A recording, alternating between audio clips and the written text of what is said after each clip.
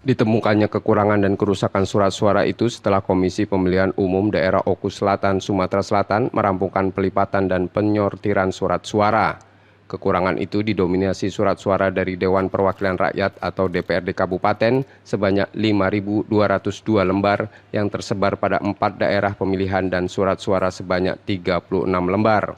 Kemudian untuk surat suara DPRD Provinsi kekurangan 220 dan rusak 65 lembar. Untuk surat suara DPR RI kekurangan 268 dan rusak 32 lembar.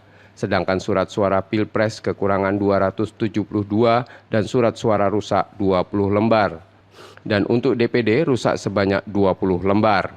KPUD Oku Selatan menegaskan jika kekurangan surat suara tersebut disebabkan kekurangan kirim yang didistribusikan ke kabupaten.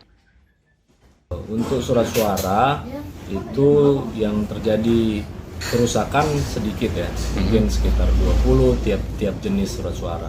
Tapi yang paling banyak ada di DPRD Kabupaten yang tiap dapilnya terdapat kekurangan kirim jadi di dapil 1 itu kurang kirimnya sebanyak 1.436, untuk dapil 2 1.308, untuk dapil 3 1.158, untuk dapil 4 1.300 lembar.